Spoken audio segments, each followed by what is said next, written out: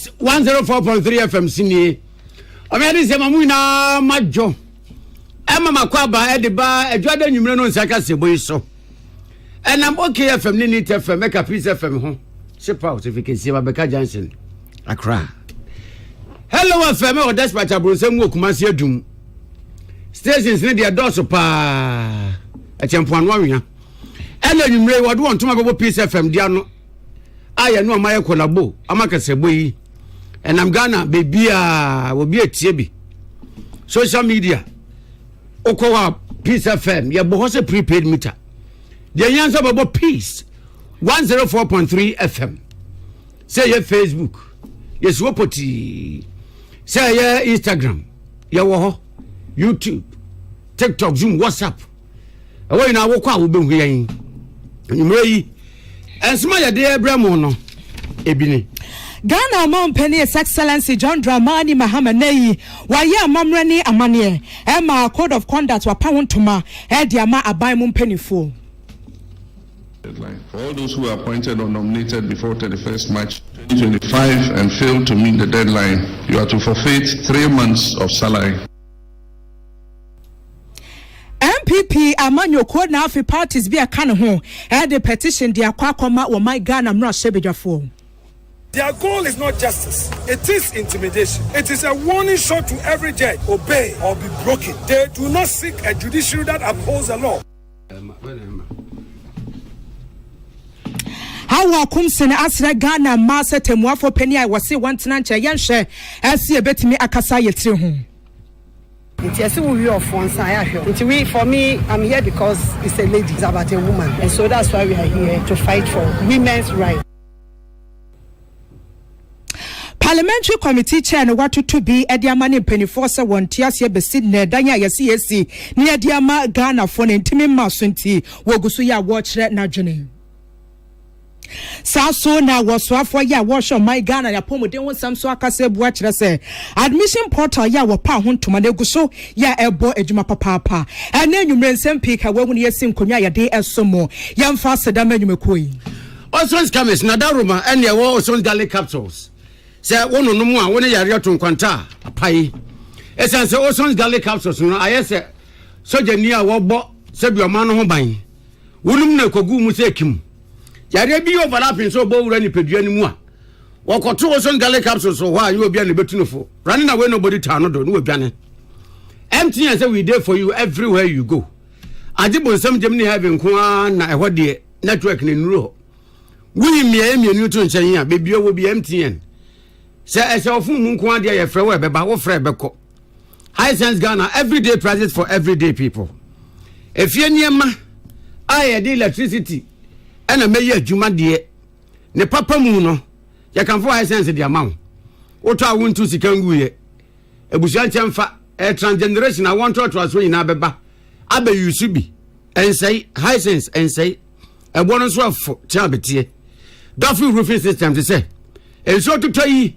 ene ebehu dia chance dan ye bone dan so eye papa sese kwawe wo bi onya ya nanke yesu opebrem etan say enso to yi ejim gugurum na de mu nkoso yi na abobo adan ya ne dam ne dam ba beyiri se baka e beyiri se river chance dan ne nye tinso no to kakra bi a chance onye ehonyunu sa na one nkoda ni na agina wana dwom cha baye na dia che say we Duffy roofing system say brabagenta and chance dan papa budget cash and carry wa ho ode so ate bedi da sia wa wote trotro mu ko fie kura no wa dwendwu nyina ne se no ochina wo be dan so ya ko adwuma enyanya medden blue jeans energy drink umpotemu pebinom de de fridge mu ese ekulu no numgu mu awode na wa short nyina no blue jeans energy drink de be ma wo a wunya so be ko beni akodi anwodi nuro ana wo be ko gem akopeja na de Rawus Pharmaceuticals yenuanu ma da Rawus ase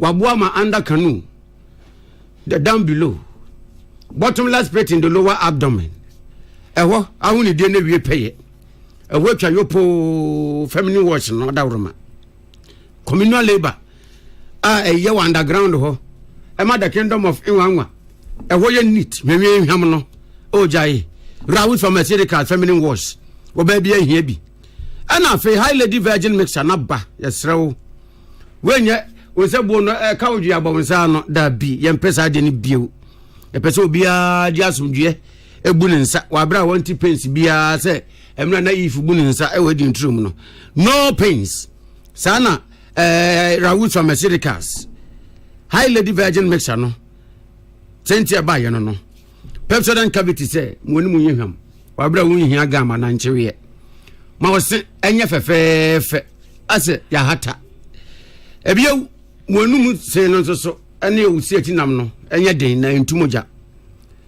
ya bo mama ne yo wo ba pa ben na aduane ede wo yene we aduane jae sent no sekata ya wo na obi abi ohwinu se him book no twene eko mu a wonya ndi aduane no kra sent no nko a tumitu kata ma ne yeye esan ohene yere spices awode ye aduane nti aduane be na opesa wo ye e ma dofo dibu o munsa no tafiri mu wa bra wo mfa nko kitchen kra ko woro chense nim ene na ohene yere spices o wo de ko so po ohene yere wonya boso pe no wo mabisaw wo de koye den chicken seasoning wo ho ohene yere stew seasoning wo ho ohene yere jollof seasoning and na even ohene yere fried rice seasoning ohene yere goat just wo mo asort infantini beka restaurant no chobo peso aduane ye dema ensoto ohene yere spices wo de fire he obeka san hwe awaje eduro akenkan fo nwumre ye me ohene na kwame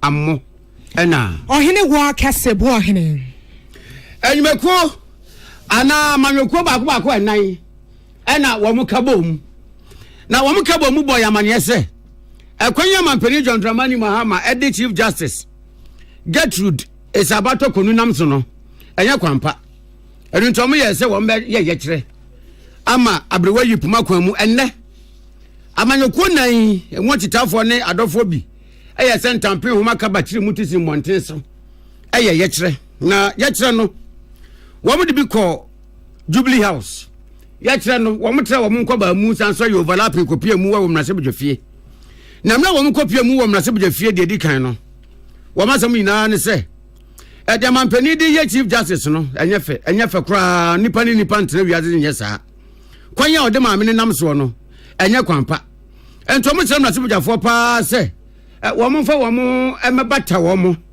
na dia wo mo ka no mnase bjafo nka bi anya bia nse be ya wo mo ne Mampeni nkasa na jina ya wasie asosman ne maame ne ya no wonsesa na dwene na de akoso no Mampeni ni mu a wo mdo mu nim no mo ka che ne se etia Ghana ya mra amamra constitution no aye no poto ebio kabi ma min kabi democracy ne so aye something which is there bibio minority leader awo no kura ya futum ra se badwani ye onabo Alexander Afenyo Akan ebra wo mkodum ra se badwafie no akasa ano se wo mdo mu yudwa mu kakra wo maye na danedi se we na akosa no obi anka ho hwe a ye teto sa sije ko ya nche na electoral commission wo mu dwam tinani nso na wo no so ho aka ne ye wo na tiko sa we bass ye gya no kwan ento mo sira papa na de akoso ni na no ya de baako se di be ya abo akokote on manane to ka bude wo de po be ya oba kese ya so na manane to so eliki we nu Mampeni ye nyina no ya de tiawa wo pese okọ ne prince so entina wapa yo wasanso de atembuafo ebe wurawura atemu adwumako no mu se de be ya oboba wo mebisa se edi ansemwa osmeko tetem na wo maboa ma se ni so ade hunu abam emna se bedwafo emwa wo mo na sa de ewi wo munsia no Honorable Alexander Afenyo Akan.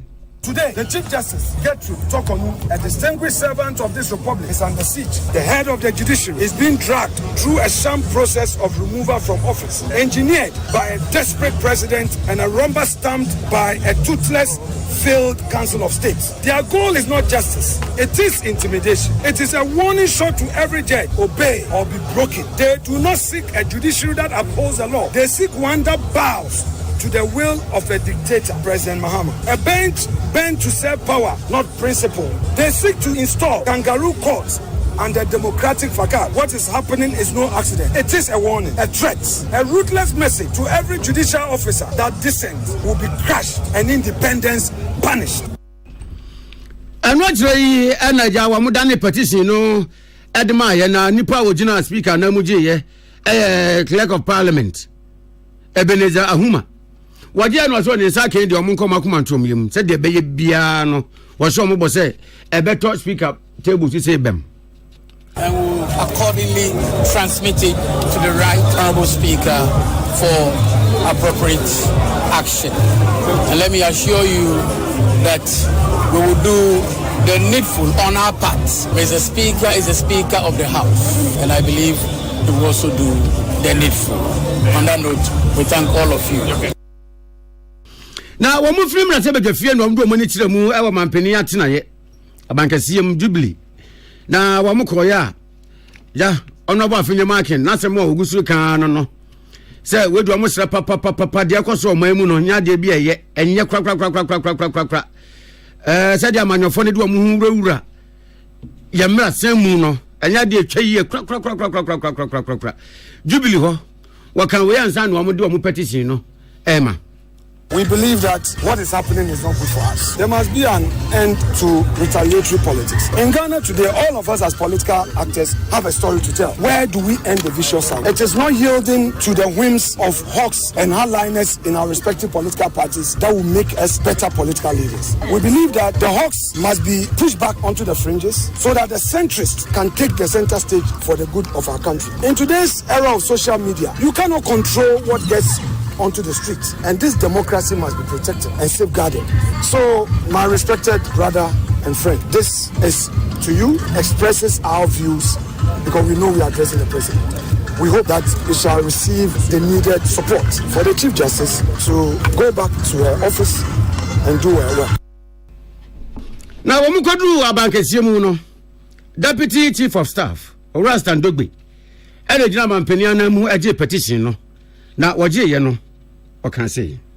Delighted to receive the petition from the coalition duly presented to the Chief of Staff for the attention of the President. Let me say that we are happy that the process started this morning and has ended very peacefully. That in itself is a very strong message about the democracy that President Mahama wants to instill in our dear country. I can assure you and the people of Ghana that we appreciate the fact that just as government ensured that you went about your demonstration peacefully, we will continue to allow for that peaceful expression of ourselves in this country under President Mahama. We will work together with you and all the political parties, and your petition will be given the due response. All right, Santo Dogbe, Deputy Chief of Staff, one Nigerian Mampeniana Muji petition. No? Na yeche na kwaso no Pius Bedu Banson ene Abdullah Dasmani na ye amana bofo na womudi ekire ne yebekwa amano so na yabo ho nkomo ansana no yet work as your boy so de ni tremu awansan foforo emu MPP mra sha bedwani ya wogina hode ma adehia wo we kuapem no sabaton pesua so we poe mantam same aku na watoto bi amane Ghana mampani His Excellency John Dramani Mahama wase mampani wo yan hwehwe ne mu pa sesabe wo kasetemu afo pani wantena nche no wo nyina wo my Ghana emra so wo de sansam wo nyina to dwabra no woni peace kase body nkomo na demonstration no wo de typically tight wo de ahya so won krapomponi mantamo ne dia wo kachire Ghana fo nyina sem wo sha amemu na afeso emu nche ase na ya na ya wo mrashe bedwafo ya wo wan ye mampani anasa abanye teso na afeso ya wo atemu adwuma no wo nyina so wo bia edi ne ho so wo basre Ghana fo adase sansem wo ya actually wo my Ghana mo antene so no se wo don party a anase bia ni kwanse wo ka se we de Chief Justice na busuafo ne ho aba asem ntinya de ameke bi wo se anyesa wo my Ghana beko atiaye ensem wo ni pina na ye Rosamia ku wade atudwa ye won say ya ye di yi mpanifo fio but say ye ma ho kwan say me ka say wani mu nya me fe e bia mre atwam no o tian mu gu me so it becomes a basis upon which ye di yi the head of the judiciary and yes so what it means is that the legislature the executive three arms be na o hwa ade ma ne sa dance ko ye di kan is that near ono no e judiciary no ono so in the head of the executive ono so in the deputy head of the executive that's the vice president ono so in the head of the legislature into ono so emutu say you make sure set time bia no akukudo kwan so ye be mo makwanya abo mo ho ban amo mani so age say you almost so betimi agina brane e de abuatane sane fata e wo prepare kwan so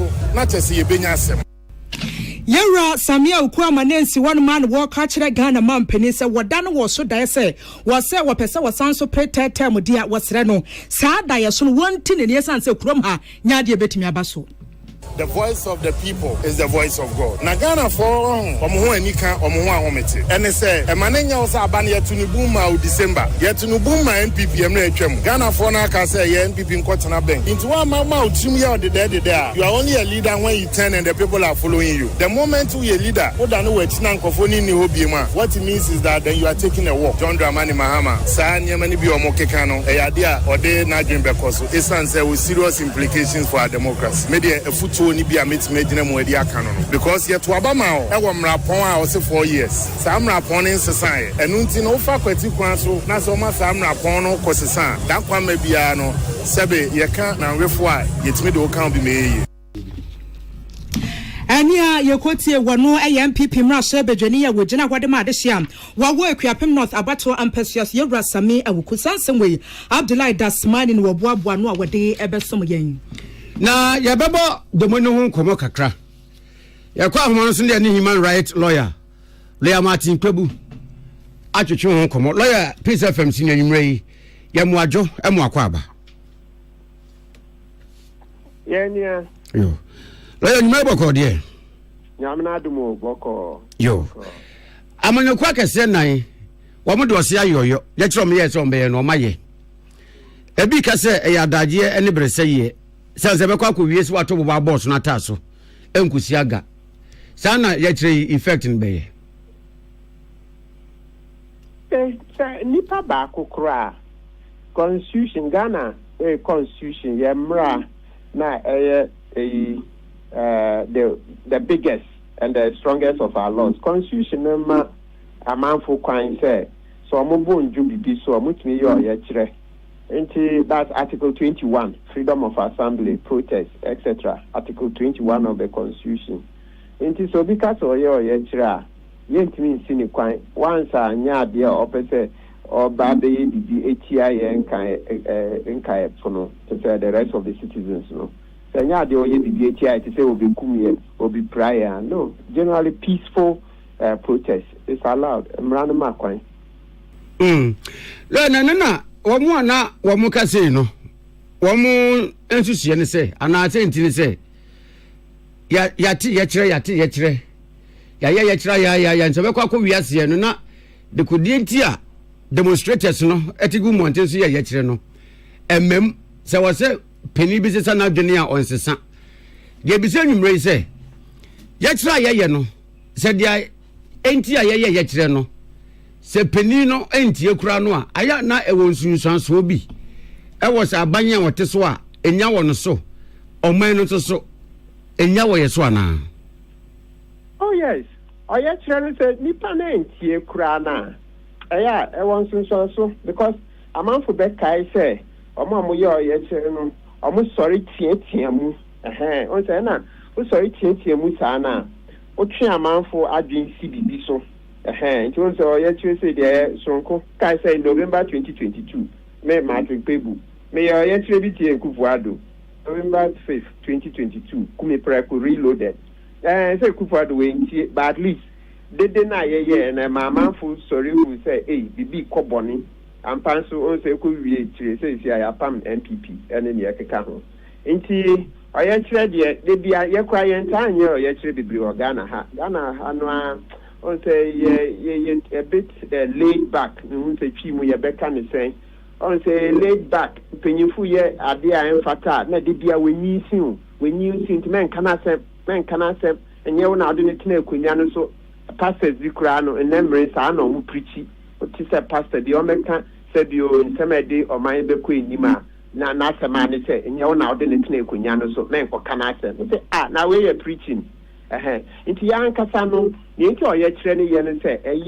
helps to conscientize the people. Even if Nipa Bako Krana or call Yetrena, Massa, Ebwa, Ubisa, Kweku Bako, Kwesi Prata, on the catcher, those days, almost 1 man demonstration, 1 man, Nipa Bako, even the gay anti-gay bill, he said last year, a branch of the Anamica Papebi, or 1 man demonstration. Into a yetra, the media. I mean, the main thing is that once I yes, and you panic baby to assemble. Or yes, ready, yes, a boy. Na afei senti ayechiri ekoso ye said na yenim no temboafo peni amampeni suspend no lawyer suspension ne ba ye no a lawyer for akasa constitutional lawyers akasa human rights lawyers akasa obi a kire said de ohun suspension no ebi edifrimram article na ye kotu ebi so wona momra kwan so ebi said da bi amampeni ye no wona momra kwan so obu mra na bujen human rights lawyer Martin Kwebu. Lawyer who suspension say. Oh, suspension dear. Oh, in the cranny. Yeah, cano cry, no quine swan. Suspension dear, no quine swan. Men pesa I do a bear among yourself. Ochina 10 years from now, Ubi Samia, meet me Akan. Okay, I say. Abra o Mampenye Kufuado oyi Chief Justice talk on neutral letter comment Kufuado 5 Supreme Court justices enka ho abra na ye juma on 2 ye dikan yi 2 say ye de omo call parliament na ye ho ejuma na Chief Justice talk on e dey 5 e copy so say Kufuado on nominate omo e ba e nsem na me kan ni nyina last was it Friday or so o Mampenye dey another 7 by so baby 7 some na me kan o Kufuado abredo no eno a na me kan be bia me gina e ho na me da ho gina nti me ase na me kan suspension die adabraka ne kwan so ano no mo me njai eyi politics no e ne e pese ye ne say oh mra no ye pese ye improve mra no going forward na me no nya me charge uko check TV3 aha abra na President Kufuado dey extra 5 ebeka ho amankomo ye 7 no na ye sha si tietie mu every Saturday say ye nya new constitution eya ama omanpanyi enji Supreme Court justices new constitution Professor HKC Prempe oye no ya mana tiase dada from last year say ye nya new constitution na ankasa mpo ka ho no ye nyina ye ka sa asemi say ye nya new constitution enya ade a ebema kwan say omanpanyi na onyi Supreme Court justices they be Yabema stronger and different judicial judicial councillor, and yet Omanpenny and nominate a man for Koso, Omuno be Supreme Court and Chief Justice, etc. It's an interior moon say, and Mrano Yakoye new constitution, yet this society beba.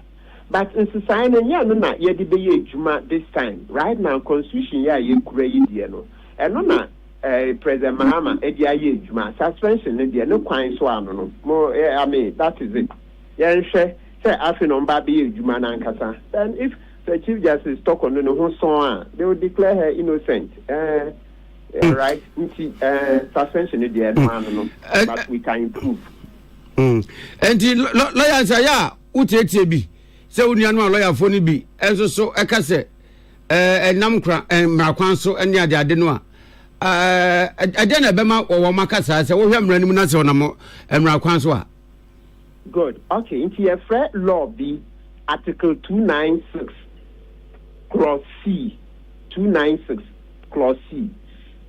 Me bonnet tofa. Ni echira say constitution no ye de tumi ma obi say onye adwuma bi na se nipa no onye judge ye mfa no judge nti eche se nye judge adwuma no ye wo court a eya onfa mra emra na sa mra no enchire say so betre na dwen discretion a say ni no behwe so e dia kire na dwen enti na che say publish regulations on the exercise of discretion into a anka Chief Justice talk on the near amanfo can be brave yes me so me for say in the new constitution yes and say teacher anka answer na President Mama obe suspend Chief Justice talk on no anka e was so di kan ye mbra e say me under Article 146 o di assemba na se ehwemu na se abaka krawum ye frete prima facie case ye nyambuya nipa no fo prima facie ye mbuya no fo by say abaka krawum na ansana me suspend Chief Justice no enyoma me hweso e dia decide any one say dia asem na koedu na ye dia bo Chief Justice no say kire say e dia oman na ahwiri sika bia Some guys say they be a can't piece of a mocha radio so obi could be a ponchia or the near the narco court in tempara no the narco to fiase. Aha, those things no. In the regulations no man penny bet say yeah sure one CD kurana make suspend you. Say I didn't switch say ebia Chief Justice no one will be bribe. Examples near mo and also make suspend you. Inti mpanyinfo ọmọ bonjo so no de ọmọ patrol tank o se o man panyin edi kan yes a laws yi to ho nti oye to ho na ansa na odi abedi Chief Justice tokono assembly no aha ansa na odi abedi we na ne nti eno no enye yie ni se esem bebre abesin ko Supreme Court a ni nyina no se ọmọ ko raise obi court e ko raise asem se sa article yi no obi a na e wo se o take decision no one the kind anya rules now. Maybe I'm a Supreme Court I can say, oh, I do it. Mommy in future. It will be said Bransford France case no. Yes, just that a ban. So oh when in future but they are oko a J2 case now, Frank a J2 versus Attorney General. And also Sir Justice Sophia Kufu, any other justices. Omokai, and look over 20 years or about 20 years ago, 2005, 2006. A honor ye Troy say, oh, Yanyam Rano, then from running in Kawananka, said the AC suspended Chief Justice, and running yet clear.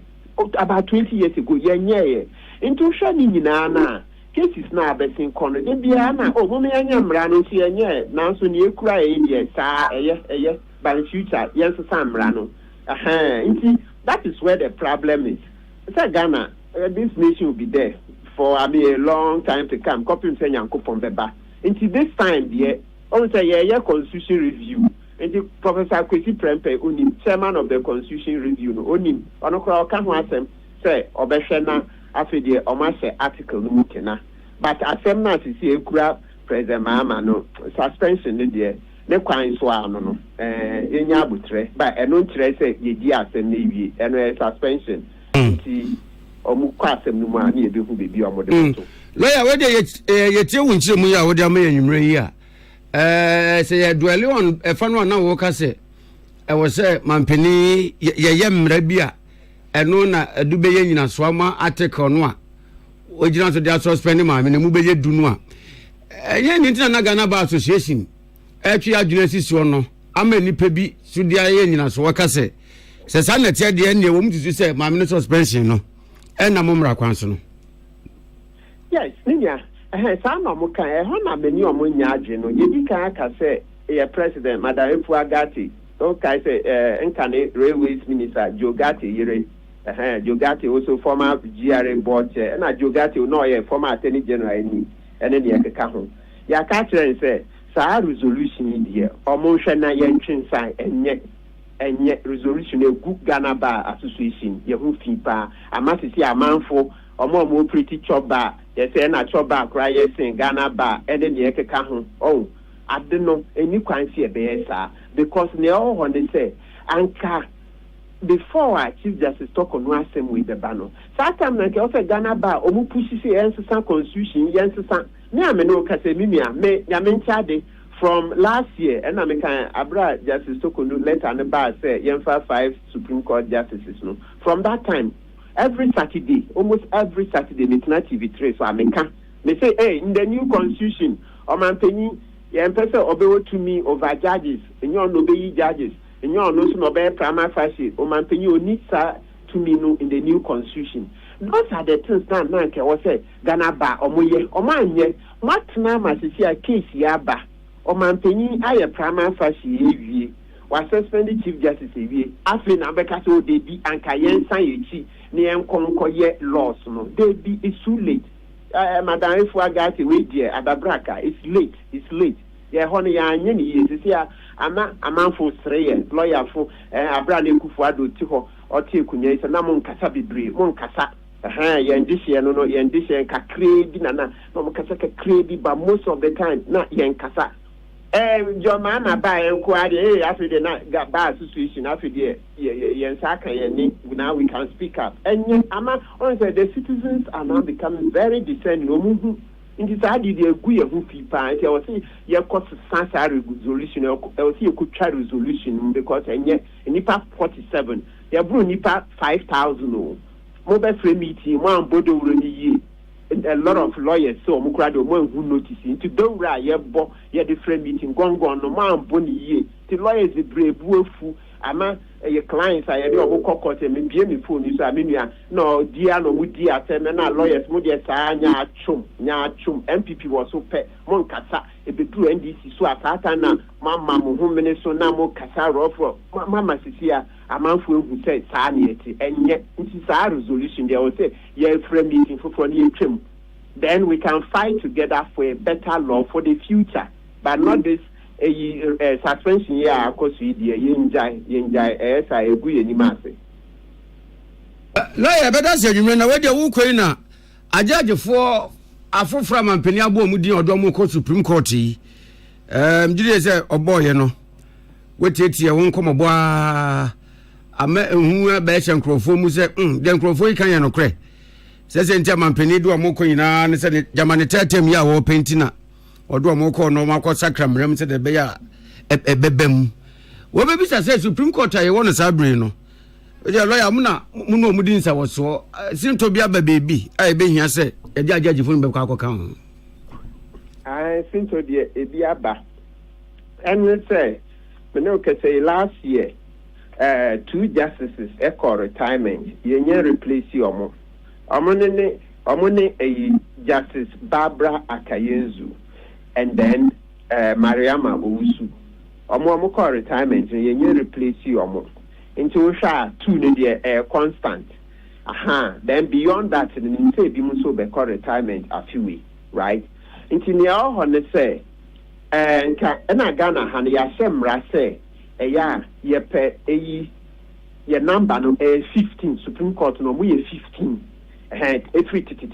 from Omanpenyu Kufuor Abredo Satan na semi prebe ya asema ni yiri gidi and African peer review the rest of Africa omuchi enim say Omanpenyu Kufuor wa party Supreme Court ni ekeka ho yes omuchi enim pa so since then ye nyina anti ase say number no 15 and he say sia no opese bro 15 na ene ye mbode bro ni enfre Ghana fo nyina ni embe national debate tie debate ni via ni ehu bebi a ye asem beto nti na me kan ka say last year Chief Justice Tokono the letter na o ka say Omanpenyu Kufuor onfa Supreme Court justices enum enka mienu na nka omo yeyi omo dada no ye kan we nyina nti ne Omanpenyu ma ye we so no me bonju so me de ne me say out of 7 no be say 3 na nke o se fa na sa 3 no ene Justice Senyo Jamefe Justice Denise J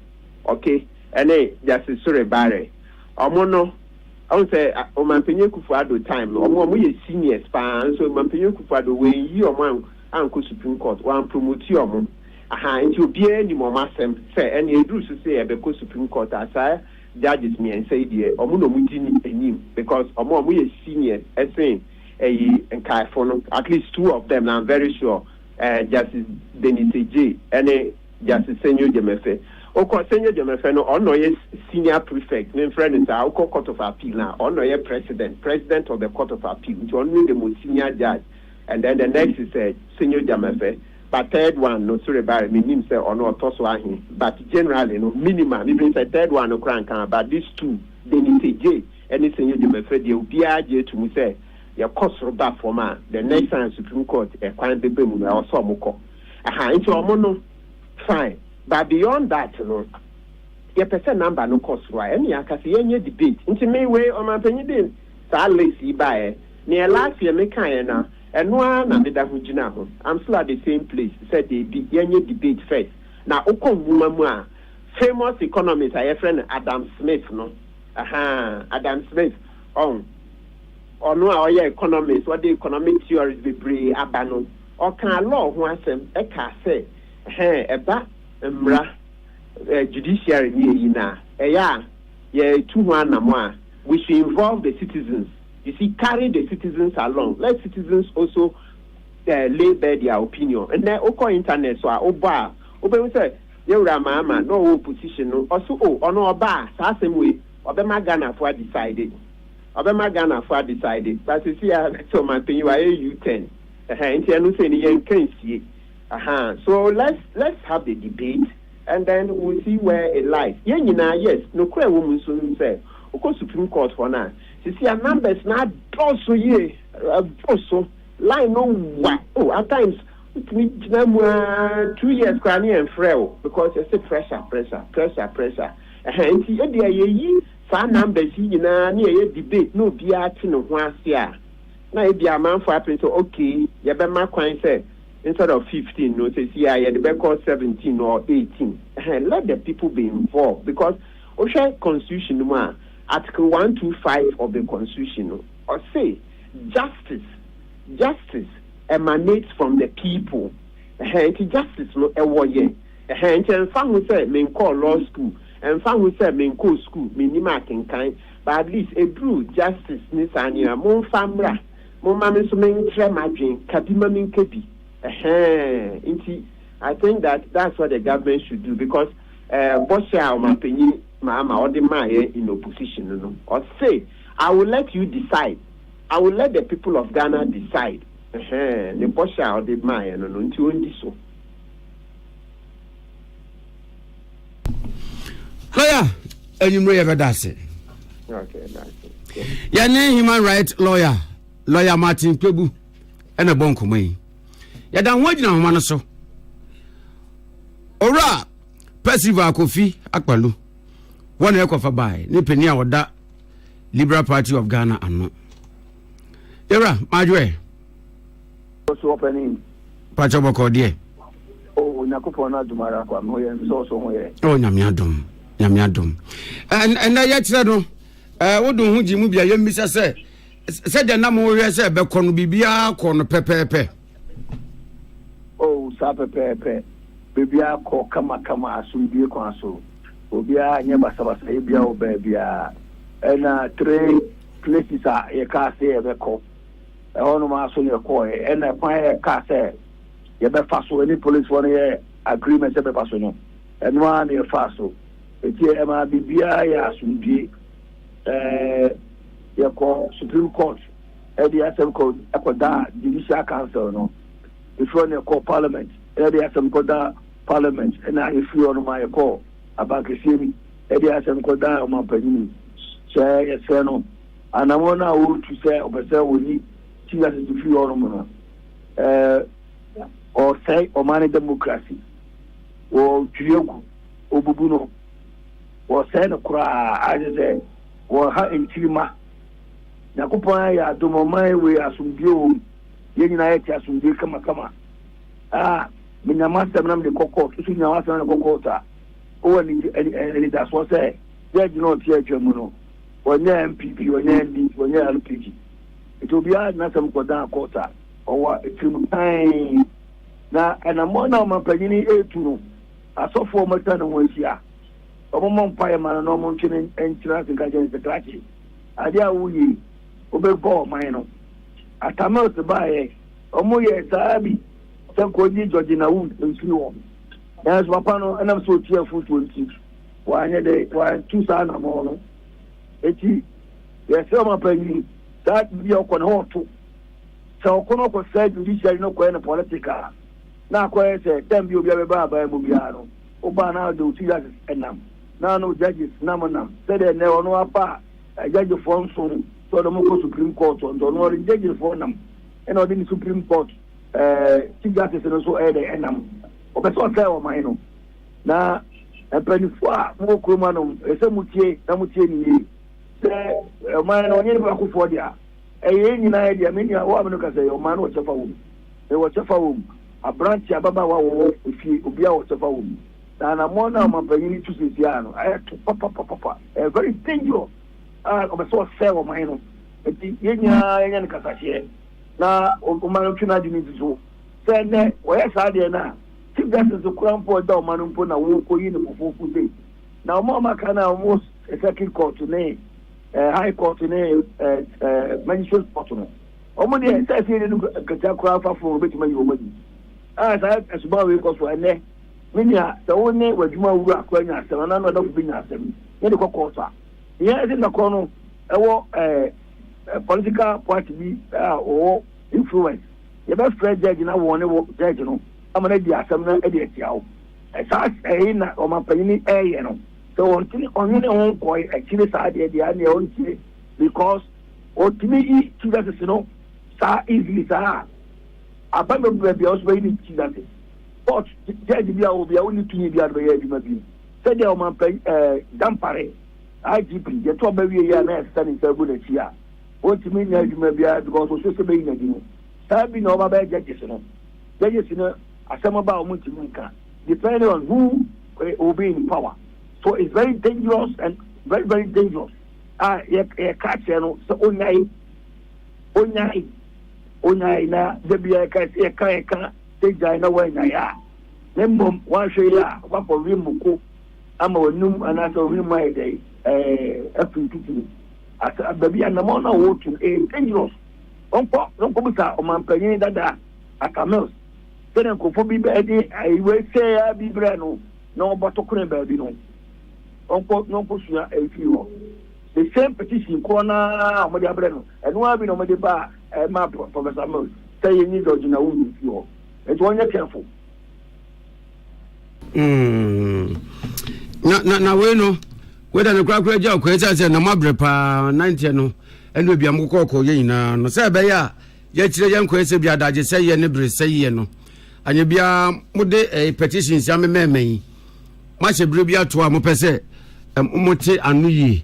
Na nu ye ne brano so na se monte ya anamafoforo bu a mo besen tu anamo de mitimi kan wo no so ni na so kari na wo ofidie so ne mo ni die kwa so na me aduma ye be kotamale ana se kumase entibia ya na wo twe ba be simu ni ana se de to aso no ye be ko kumase na ye ne ofo na ko to aso ne bo ye de bo pa se obetie asem no na wajine hu mienu na ne ire lodina so betu no fu won paso baga yin semiwa baby a ko lehu ya careful na wa hwa da che bebo odi e se kroma no musa kane aduma obi a se John Mahama e du so ato e mayen san fa court egu meto because ade na we no ya court ni begu judge fo nyina utumi na waje from some because ensema omoja kwa dani so fa ni chigas na on so tun anabo no and nyasa bia ni asemi e se di judge is not kuna e ti asra no onya careful jabada se nyimre tumeda so pani ya ne passive akofi akwalu Liberal Party of Ghana kofa ba ni peni odano na twetwe nkomofa ne demonstration no ya to akase ebo so ade ni kiremu awo ensamfoforo aso Ghana man penny His Excellency John Dramani ma ya mamre eni amane code of conduct ya pawontoma e de ama abamu pennyfo ne man penny a kyerese nyame ya domo enche esi ana asset no wahye brebe dia to wode me sefata se woni wutimi ede to emontene so na wo dwumedie yase na man penny kasa kyeremu ese wono se asoafo na anasa appointees no wahye se ayire so amache bosome ne de to so aduasa ba ko wa afimu de na kyerese wani wato buase bia na mi wokuraba bentoa mejapade nie na ade akwakoma empanifo wani antimi ani so no wase asotwe kese pada honoma etwen wo asotwe ni nyina ne sem mampani bua kire se waboso miensa ketua de Ghana Medical Trust for to no mama kan mu en woja tunsam ade atom afi so se ne wadi ka de atudwa dada no wa hyese ankeja government appointees no we bibia honoma aboso ba kwa ketua de ubeje mu ade ama enti safo na sanhyehyɛ wo mantimi ani so no eze wani minister na sa appointee wutie mi awode no ebekwa akoye abosom polepole ennan mampani John Dramani Mahama toaso akire se eba na asset won sensam dia ayire so ma ebosome ne da toaso enso afimo ewuku adam se no kura de wantimi amfa ntodwa dia wo yi wadi. On the 18th February 2025, I set a deadline of 31st March 2025 for all appointees who are taking office or being nominated at the time to declare their assets. An update provided by the Auditor General to my office indicate that some of you fail to meet that deadline. For all those who are appointed or nominated before 31st March 2025 and fail to meet the deadline, you are to forfeit 3 months of salary to be donated to the Ghana Medical Trust Fund, named after me, Mahama Cares, in addition to 1 month's salary that I've asked all appointees to donate to the Mahama Cares Trust Fund. So it means that those who omitted to declare assets by the date, you are paying 4 months' salary to Mahama Cares. However, if by close of day Wednesday, 7th May 2025, any of you still fails to declare your assets, count yourself automatically dismissed. The assets declaration regime is an important mechanism to check corruption and abuse of office, and it must be respected by all. Mampeni amanensi hwanu man watchra say code of conduct no. Wanu ankasa mampeni a wakasa say enu se beko de ama no. Na ankasa na be de akire ka ho bisa so na wani aka nyina da nti we de so anu mampeni kura no wade ba be ye adwuma na wo a wabo odin se besom wo sa nipa de wamfa anye adwuma de a waso be hye ankasa. My brothers and sisters, this is a very strict code, I must admit. But if we abide by this code, it will restore the faith of our people in our democracy. Strict compliance with this code will restore confidence in the political elite and help to consolidate our democracy. And so I expect all of you to do your best to abide by the code. This document is not a ceremonial one. It is a living and enforceable framework that outlines what is expected of every individual appointed under this administration. Though the document often uses the term minister, it applies broadly to deputy ministers as well, to presidential staffers, to chief executive officers and their deputies, to members of the Council of State, to board members, and other political appointees within the executive arm of government. And I include myself. It applies to my vice president, myself, the president, the chief of staff, the executive secretary, all advisors. All of us are bound by this code of conduct.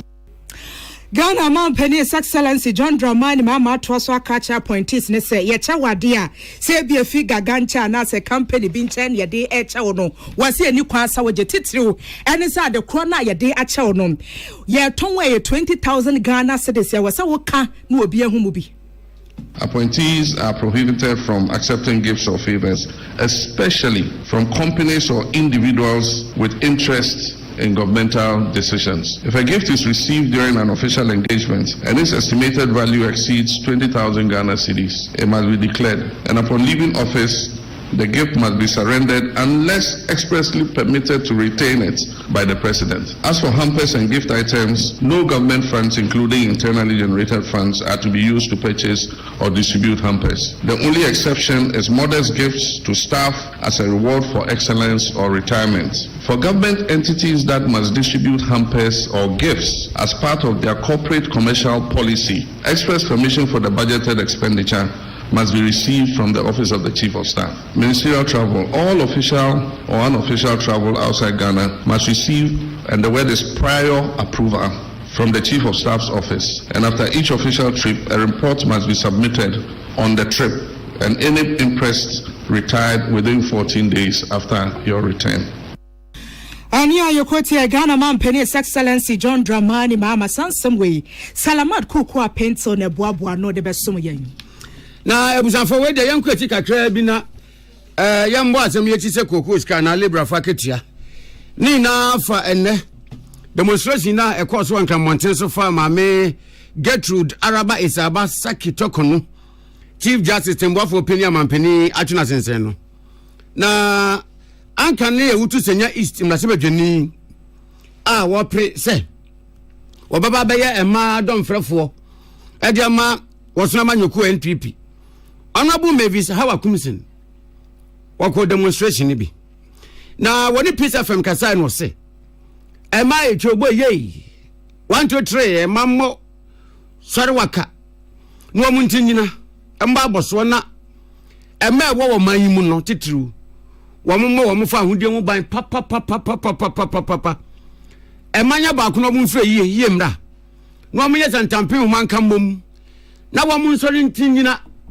na de bia sebi ebetoto emase no saa de no munyina kwa titru ne ema wo manya dibre ewo wo manyimu Sir Chief Justice Gertrude Araba Isaba Saki tokono was it enter what can you say ni say my chief justice we are yan hwe so pa de ma e man chirima se bi we no wo ba pa watumi aba abeye lawyer ni na mu abeye tembuafo no didi mu kakra na nyame adum nti abeye tembuafo pani woni mama dodo a wo motu wo mani a esa no a wo mo priya so meyes wo no bibisi ekoso a nyame anum ni e ha adwen papa pisa fam bisa ne senti a enayi wo de tambo ni yam kan mema ho mo ye kire yi ano sebi se wo hwe a MPP amanyoko bi a wo mo pe masem papa nti abribio mbeba amambo mu no wo mo ntoto mase wo mo de mawura di brem kese mu wo mo boa na koba ne se atroma mu na saban bi bana sebi obetu na ni de si ema wo mo di breso na se no de baye wo mo na ma betina wa yedin atena ho duansa so mo demiri famu adabi yentumi nkwana sa kra nmo bisa se ema dodo asan kra ene wo amambo we mu na kakra nso so wo nso so ye bayi wo mo ale mu te hai apam wo mo a entwa yi. Apart from that, so I'm a woman and it's about women. I'm a man, so we are fighting for our elder sister and women in the world and Ghana. Yeah, Chief Justice for Ghana. How many years ago? And when was that? This was in Nkrumah's era. Nkrumah few how many leadership and how many presidents and about my Ghana. So what they are saying. And so we'll be here, no be super no be here. We say democracy in the bed. Yes, we need democracy. So we need to make sure that we sustain our democracy. And that's what we are fighting. Mami, we are basing on Akan. It's yes, we are for for me, I'm here because it's a lady, it's about a woman. And so that's why we are here to fight for women's rights. Now, let's say now, Honorable Mavis Awakumson, what could you say, dear Yadia Chief Justice? Emma, woman, young commerce or no. I said, Mammy, young crancer, and she's what my woman. I'm here, babu, my bem, cry. Listen, and what's I say? And I'm on one, my penina by his way, a to a mammy, one. A bear. A cross my camera, woman name. Say, see, it was a baby, mammy, especially since Gertrude is a woman. Any nine years, a few this aggression. Emma FM. ATN Tenassi, this time Emma history to repeat itself again. The Ankasa Mamina Bonia, me in the sun. But I say with the Unisa. My own Bonia, why? The Bonia will be some year. And the woman is a role model to our upcoming young ladies. Maybe I was sharing the Baba dream. And Colano Mudi Chilebano, they want to be like her. Now, I what it in say, it will discourage the young women. And so we don't want that to be discouraged. Because the person mother costume. Now, she shall say, a man in the Benya Kuku, a baby, you will make sure, say, Obeti, and ye young and beautiful. And then your mouth, Ghana mine.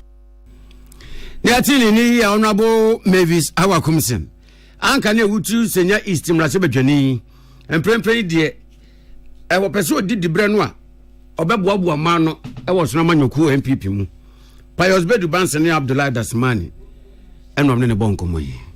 Ebusua ya pem so de ani akyeremu awo ensamfo froso na wiase nyina yisi honom kyerese wani adumgya ewo wiase nyina ye hwetimi abowo mu abaso nam so ema Ghana National Fire Service and Penny for the atudwa watches ekrom ha de wani adum adwuma wo firi wakoma mu temo ye no emu bes wo ha ne aduosia ye kyeremu sampa ne amoma ye no eyade akwa bia so ehwani Chief Fire Officer Daniela Mawusinto ade sansembo nyina tudwa bra no wani nsentwofo di nkomo akyeremu sem wo mo de ahofa man Kenyan see ye be ye jumade my Ghana japade na afeso nipa nkwa yetimi aboho ban ensem we ni pina na wo kyerkyere mu when brother country nipa 160 ebi mo western you no mo fire na omo ko hihye ebi so omo drown e na say she omo busuafo ani nyam ebi no so from a height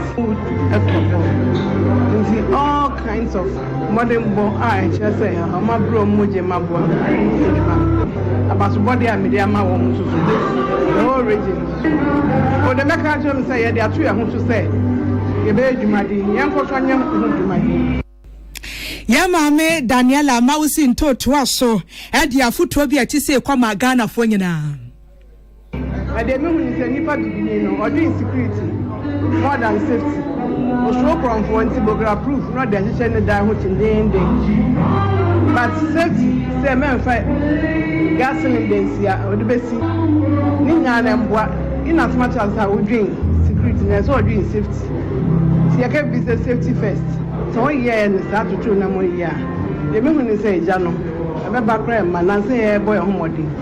Say na my mechanic crash what Mama usimpa chonkonsa wadarmo aturenchem kase esi ye wo edum wo kumase no enhwehwemu kwaso ana dabi entin na ekra yegusu ye hwehwe ni mu na de tie bia echa mo bose ye nya hwehwemu wi a ombete nka azutwe de be ho pa because no we ba ku fo wonti ma the whole Ghana and na ye nya ha sa odum fire ni egusu hwehwemu investigation they can investigation and then 1 day 2 days so they be to the years cry ni egusu hwehwemu na hwehwemu ya de o bia de betudwa o ye show mo bose bibia be hu bia wo bia e de betudwa na aboa me atutu ya na monyi ha bibi sa ensensi ebi say sister na ha dwi aban na ehu amane aban so skin go ska od be sa no me obetimi e dey see hospital schools ni ma debre aboan. Ania yekotie wano eye chief fire officer Daniela Mausi into Sansenway William Gentu ne boaboa no de bedanyen. Na we de madaroma enedwume de kase bi koso wankran ha. Na a Minister of Health Training Institutions Admission Portal. Ana penifo ya mamna nya manne epa ho ntoma ani na ne se we ayi obi opese okọ anese ntete anaso akwaji nimdie bi fa kwan ye fa so sayare ana ye boa doctor mane sayare ho. Na sajumedie yi wo mo pa ho ntoma nne ena na bo kwabna menta akando awo ya pomde so afo kasa wase no se se de ye na yenim no se breso na se ye bie kwanto wo se de opese okọ nursing training college ana okọ health training institution bia Krofoni fochire wo mo ase kanti madama na kwantra ira wo befa ewura ha kwasha na wo hu bebia wo mfanfa nani beba no so ne afa nkrofo awie nanso na wo mo de aba ne de o eni emfa woni bebia nipa no emfa woni nipa ban a wo ye wo bia tumi fa sa kwan no so ema nurse opese okoye no tumi kwaje wonteteye ana health training institution bi opese okom no tumi ko toma pa won tuma se ni de ne o mabie kwa mato na no se wenu ane ya wo pa ho ntoma no obeje di se eni papa bro 400 eno mafa health training institution admission portal iso a wo mo pese wo mo koja netfo ene entete wa pomde ne ahwem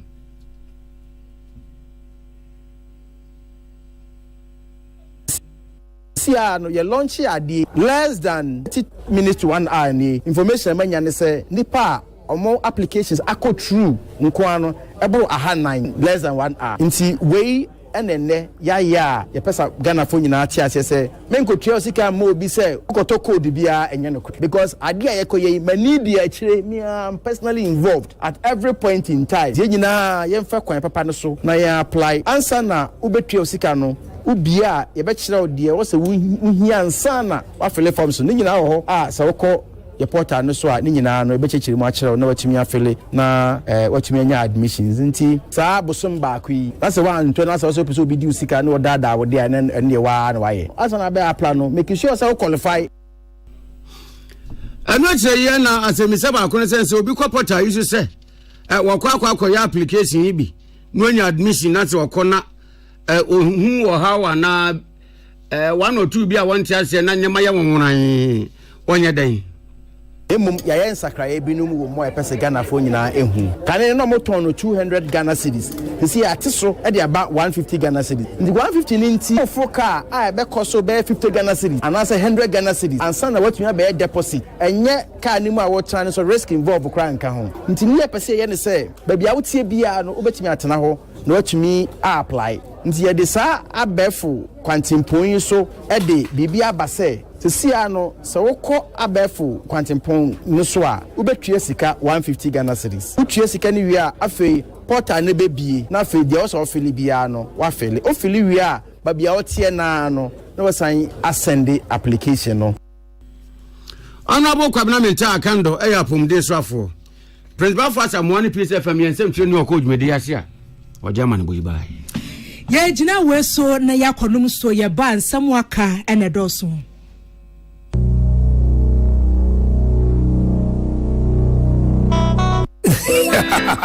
What be some plumber? A damn pipe no the boy dumano. I know say DPS pipe nkwan no fa mo aduma bribia o. Esa ngidi amenya wo DPS pipe munti. Nimfenya grokra o. Enti free 0543 662 727. Promechina kwan was Spintex Road. Coca-Cola chiriwa. DPS pipe. Chiti ashansudie. DPS pipe. Pipe nyina hene. Happy delightful Jew. Swachulala, chichi soso. Afrana pa. Epe pashu breakfast and was in woman.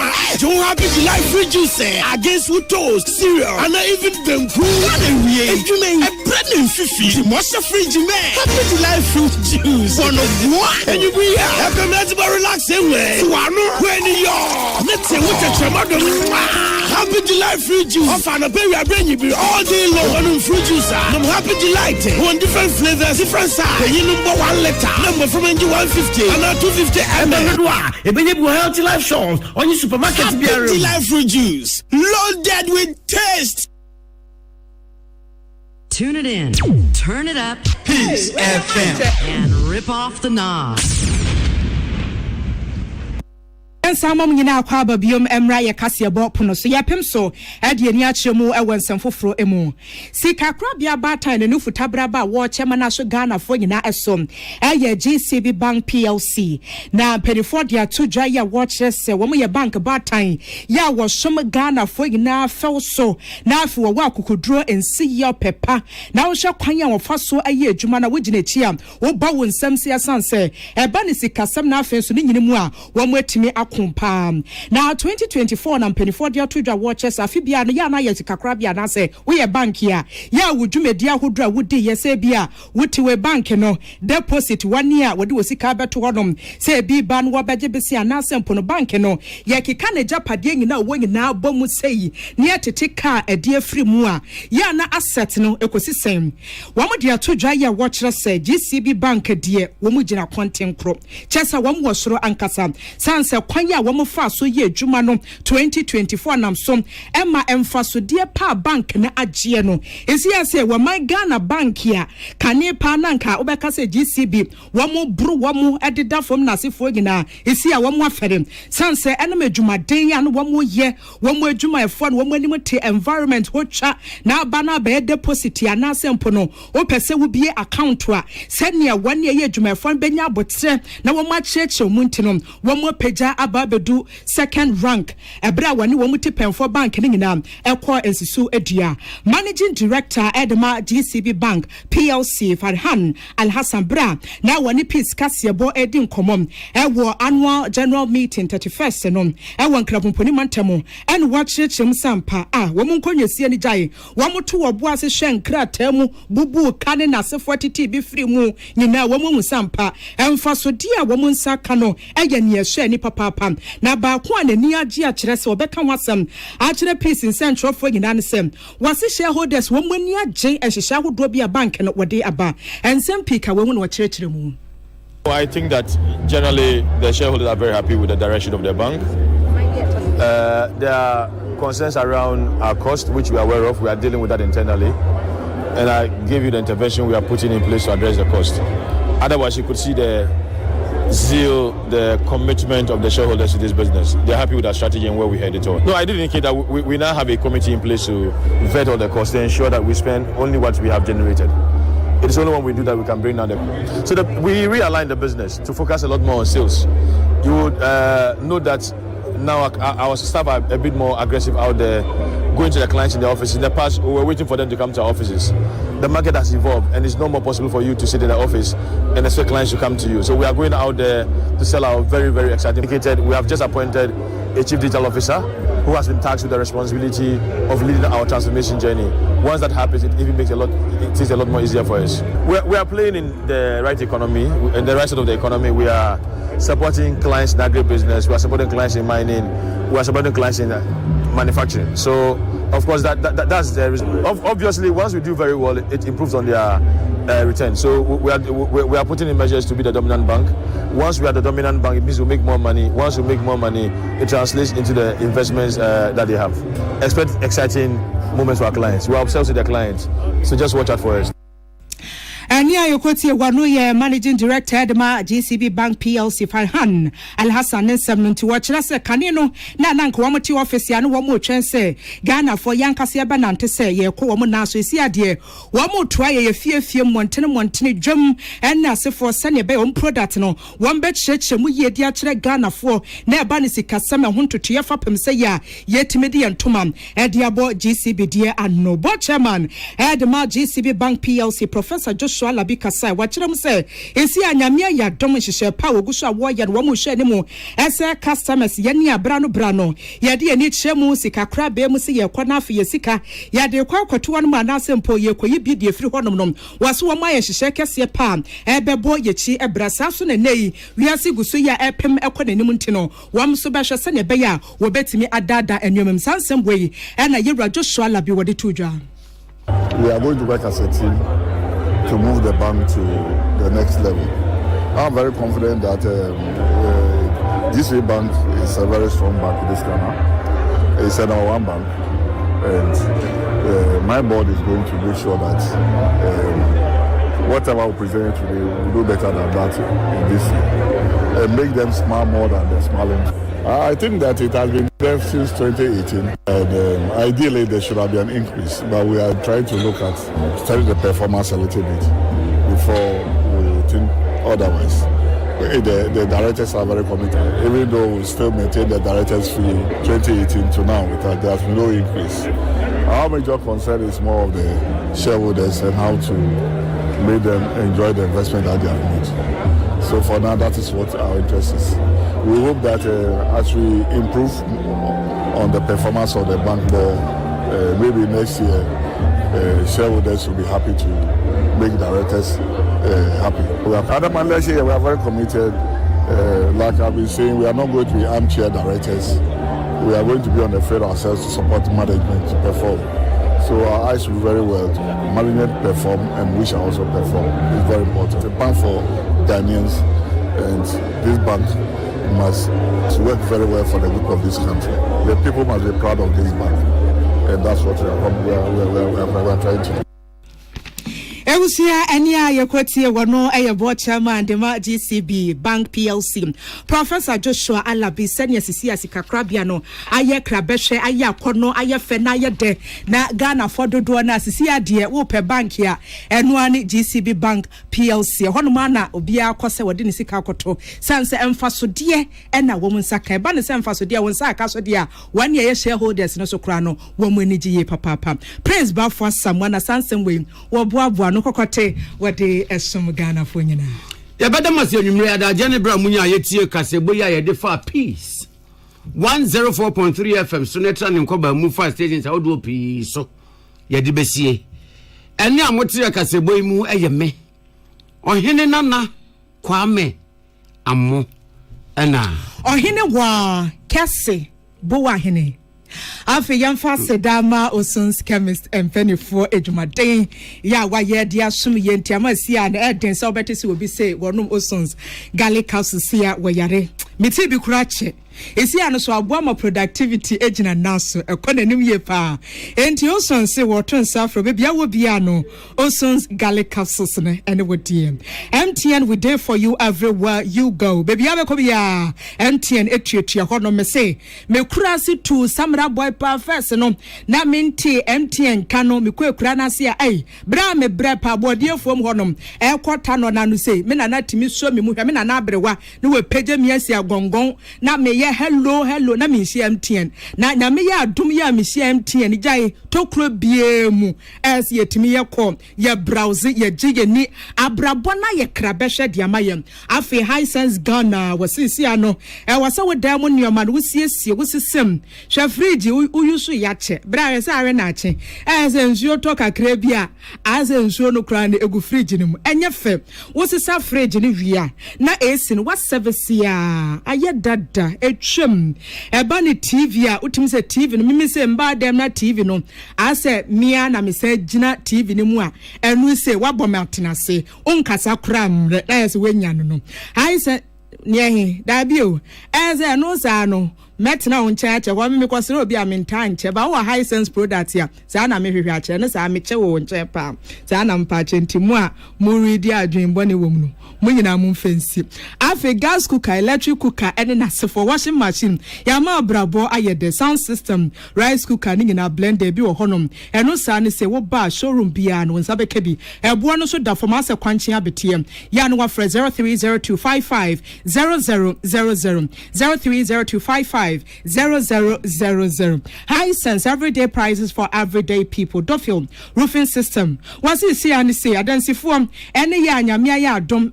Menka ho mo anyamia ya adom mwenye sikato asase amusi dan ye enchense ne ye de boda so na ye papa ye no ebe che de ma wom eno ahoso bi a wosi pani nyina no ba wonsa betimi akabim na ye so de to nsa freyem ya ye twa estimate ndi amam ne amam afi ba akokɔ boso miensa anase mfirihia miensa ntem ne watimi edi atua wonya no baby a mesrawo fa ho gimu bititu no wane ye adwuma musika efa controller nche no ebre na ni mese enchense ni se no se ne ye de ma no ya bebisa empotem ben wote ben poano a ne ehu nchense kura de ma sane be ya enkore na chen timisraw mansantimi kabim na wo hwehwe ye chia kwa islegon ya ye ben Trinity Theological Seminary be pa chobe timi afredo feel form e wo 0543 661716 0543 661716 anasem 0243 232818 ofra ya me pacho ye bejo so na anim say budget cash and carry for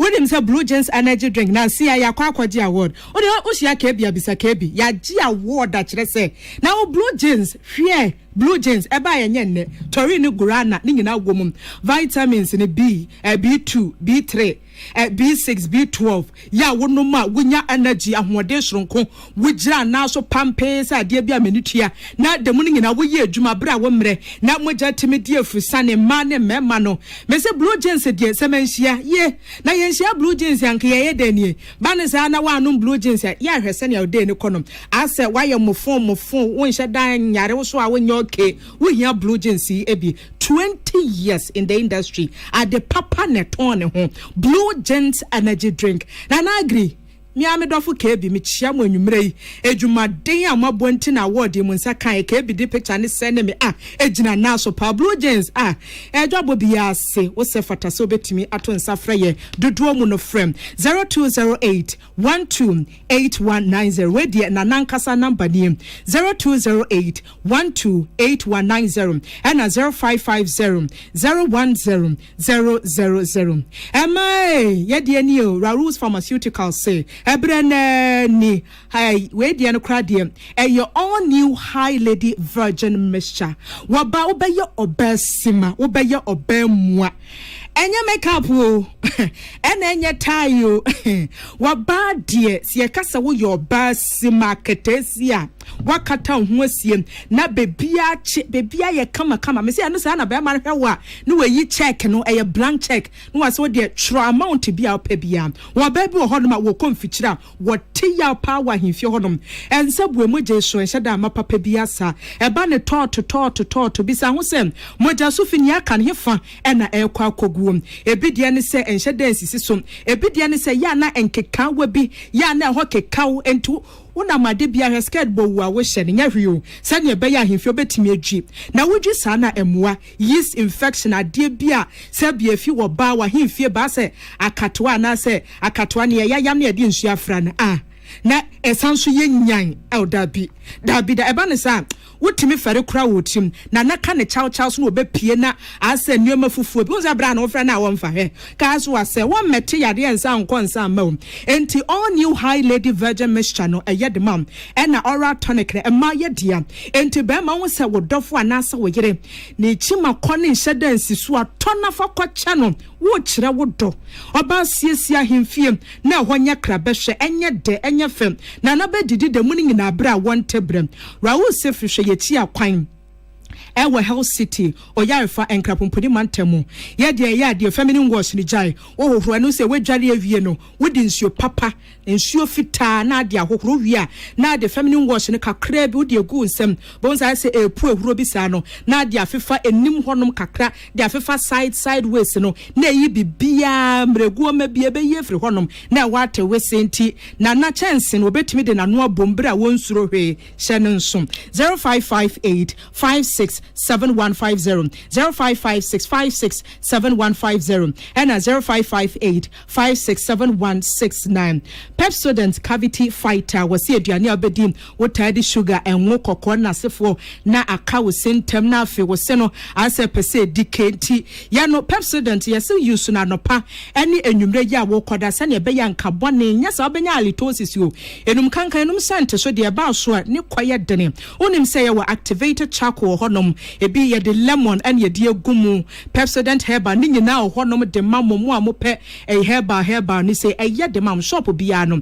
won sabetimi akabia prosia ema wo siri a ewrade wo sira wonum nyina ebie kam obi wa wo sira na ne nsa katana no cause nke ebefiri mu aba no chisi ye friend wa ahemfie mu kodia se wo nya se sika no entimi so Pepsodent na emre ye kamfo dia mam for 0800 200 030 0800 200 030 ni amede sorry som eye ohene yere spices no wose aduane bia wo ye ingredient no eye local dia na say Ghana he ya sanya nka betwi meko